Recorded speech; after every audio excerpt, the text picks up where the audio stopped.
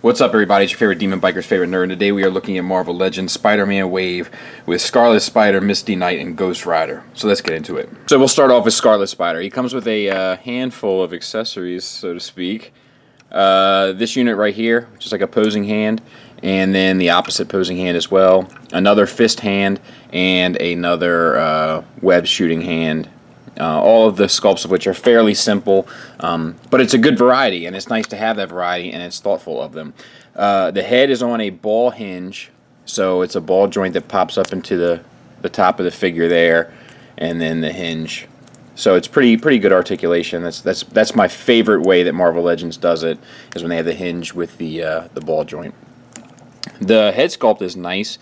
It's probably been reused before, I would imagine, but the paint is sharp on there. The black and white is both done nicely. This is what I'm talking about. This is what I want from this line. Ab Crunch. Oh, I want to show that as a surprise. Ab Crunch is there. One click down, and then two clicks back, and then the paint is continued through. How often have I said that that is something they should be doing? Nice. The sculpt of the sweatshirt is all good. Wrinkles and stuff look good. Even warps the spider a little bit, so that's nice. It's nice to see that. It looks sharp. Could have used some shading paint on there, like a wash or something, but outside of that, can't really complain too much. Ball hinge shoulders, ratcheted, standard Marvel Legends, and you get the hinge to go both ways, so to speak. Bicep swivel.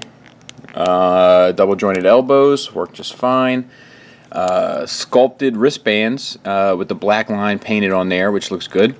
And then the fist is on a swivel with the hinge, just the same as all these. So they swivel at this joint here, and then the hinge is right there. So that's all good. Same on the other side. This is just red plastic, so the only paint that we have here is this silver, but it looks pretty good, and it is sculpted, so that's nice. Same on the other side. Floating belt. Waist swivel, which destroys the sculpt, but what are you going to do? That's kind of the cost of doing business. I would never gig them for that. The sweatshirt is sculpted to a lot for these little, these sculpts of the belt, but then you kind of got to make sure the belt goes all the same way, which is I'm not sure if there's a better way to have done this, but it's certainly not the worst thing in the world, and at least they thought about it, so I'll give them credit. T-jointed ball joints for hips, but they only go out to there. Up is not a problem at all, and neither is back, really. Thigh swivel, but on mine, it doesn't sit quite right. Individual results will vary, but like when I start to swivel the thigh, it starts to get loose, gappage-wise. So if you have them, let me know if you have the same issue. Same on the other side, except this thigh is much better. And then double jointed knees, getting everything you could want. Floating, let's call those, yeah, you know what, let's call that jewelry. What's that on your ankle? What, this? It's jewelry, like a bracelet, or a little pouch for weapons. It's definitely not a home monitoring probationary device.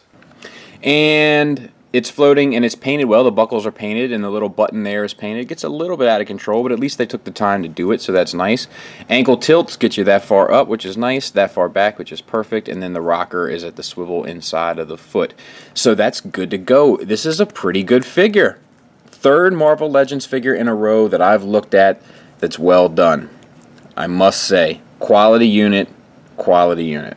Up next is Misty Knight, and she comes with this accessory, which is a golden gun. I don't know too much about this character. I'm aware of her, I just don't know much about it. I do like the way it fits in her hand, and the way that the finger goes inside the trigger slot, the trigger guard. I dig that. And it's a softer plastic, so that kind of sucks. But it also fits in her holster here, which is a brown piece of plastic with gold painted on it that's floating, but works really well. So all in all, cool accessory and well done. Let's talk about the figure. The face sculpt is decent. The eyes seem to have a little bit of like fetal alcohol syndrome going on. Like, you know, one is kind of looking over there and one's over there, but outside of that is pretty good. The hair band, it seems to be sculpted, but like I still feel like if you look at it, so it seems sculpted here, but then over there it seems like it's just hair that's painted. I don't know if the sculpt didn't continue through, but that's kind of a bummer. That's kind of thoughtless. And then the afro puff is done really well. Like, it's good. It's a good sculpt. It looks good, and then the hair on the head looks good as well. I think that this is fairly well done, except for that hairband. The earrings are both painted. The lips are painted. The eyes are painted. They're painted slightly off center, but they're still painted. And she is on a little teeny weeny ball joint. And the sculpt of the jacket looks good. Comes down here, and the gold lining on the jacket is painted really well. The reds don't match, which is kind of a bummer. This red has like that swirly kind of aesthetic to it, and then this one is much more of a flat red. And they're both red plastic, so it seems like a conscious decision was made to choose different styles or finishes. I don't know, but it's a little bit bizarre. This is all sculpted on there, the pouches and stuff, and that's not painted the best. So this is more standard type of Marvel Legends as opposed to the few we've been seeing here recently. Ball hinge shoulders, ratcheted, and then swivel, so that's all good. And no bicep swivel on this mold, as you know, but it has the elbow swivel right there, so you get the bicep swivel out of it. And then a single elbow hinge, which gets you 90 degrees. Wrists are on swivels that also hinge, and that hinge is hidden really well, I must say. And on this side, it's the same, except you have this golden hand with a pretty interesting sculpt on it as well. And they chose it as a different color plastic, so it works just fine. And it has that like gold finish on it, so pretty cool. Pretty. There's some smart choices here with some poor painting there, but overall 50-50. And then the thighs, good articulation there. This is out to there, so that's good. And then out to there. And then the thigh swivel works just fine, both sides. There's plenty of wiggle room here with the belt, so that was well thought out. Double jointed knees, pretty good. And then the feet, you get one tilt up, which is okay, and then back to there, which is perfect. And then the ankle rocker is built in. So good to go there. All in all, pretty decent, but nothing here to really wow you. But it's definitely at least average, if not above, figure. Last but not least, the guy who I think most people were looking forward to most in the line, Ghost Rider, and he's pretty good. There are a couple things I take fault with, but all in all, he's pretty good. There's I've heard people complain that the neck there is too small, but if you think about it, like, it's supposed to be on a vertebrae, so I think it's kind of a good choice. One thing that does kind of irritate me, and I'm being picky and I understand that, is this sculpt line that sits right across there. I just find it distracting because otherwise I really like the head sculpt. I like the translucent flames that go from like a clear to an orange to a red. I think it looks really good. I love the eyes. I love the sculpt of the head. The skull looks very menacing. The jaw is articulated, so you can close it and you can open it up to an extreme angle, which is pretty awesome. And then the paint on the skull itself is faded from this translucent plastic that's like a, I guess it's just a clear, but because of the orange in the skull, you can see through the translucent plastic to the orange, or the flame rather, and so it gives it like a orangish look, and then the eyes are orange inside there, and then it comes to like the bone, like the bleached bone look at the front of the face. So there's a lot of thought here. There's a lot of love in this head design, so I really got to tip my hat to him. I think that this is the Star-Lord body.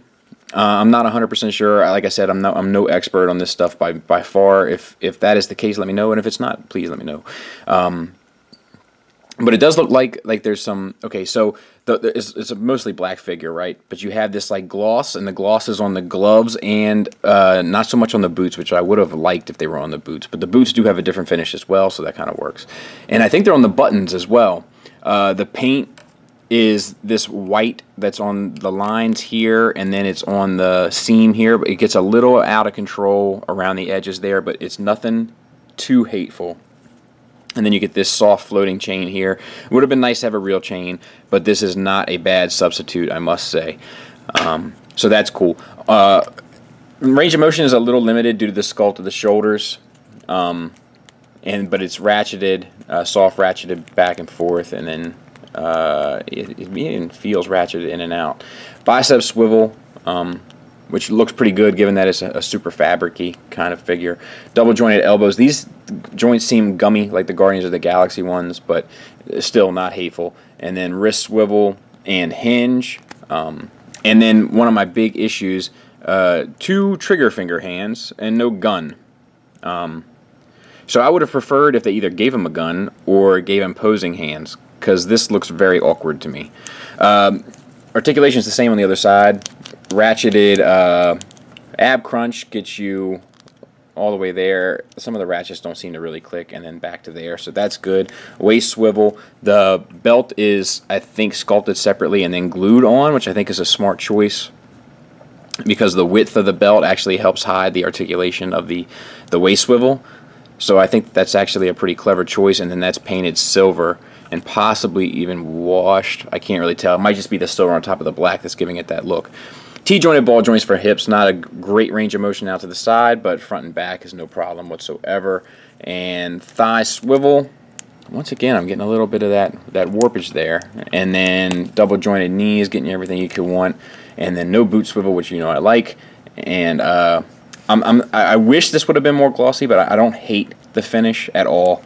And then the buckle is painted on there as well, and that buckle was really sharp, as is that one, so I tip my hat to them for that. Ankle tilt, forward 1 click, which is nice, and then back to there, which is nice, and then ankle rocker built in. So yeah, very nice. Final thoughts wise, Marvel Legends continues to improve. They've got their stuff together. I got to give it to them. They're cranking out a pretty good product here recently, especially with some of the more disappointing ones they've had in the not too distant past. Taking the Rhino out of the equation, I would probably pass on Misty Knight unless you have a strong attachment to the character. If you do, then definitely get her, because what are the chances of ever seeing this a 3D representation of this character again? She's rather obscure. Definitely don't let this Ghost Rider pass you by if you're a Ghost Rider fan or a Marvel Legends fan. And if you're a Scarlet Spider fan, I'd definitely get this fella as well. They're both really well done. And even Misty Knight is pretty good. Definitely not the worst I've ever looked at. And in fairness, definitely not the best that I've looked at, especially in the recent past. I think if these two guys would have been up to, let's say, the Hobgoblin Build-A-Figure level of quality or the Thanos Build-A-Figure level of quality, I would have been wowed by her.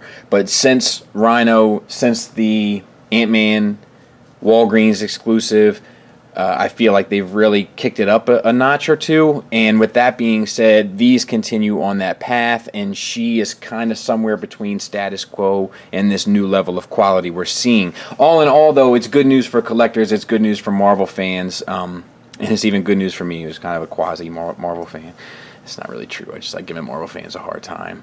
Who are you supposed to be? Ant-Man. Really? Is that your name? Yeah, it's Ant-Man. Who are you supposed to be? Star-Lord. Really? Yeah, Star-Lord. I'm just tired of that kind of tongue-in-cheek approach that Marvel takes with their films. But I'm really digging their books here recently. Not to get off on a tangent, but yeah, good stuff. Good news. It's a positive thing not to throw your money away. So, thanks for listening. Thanks for watching. Until next time, take care.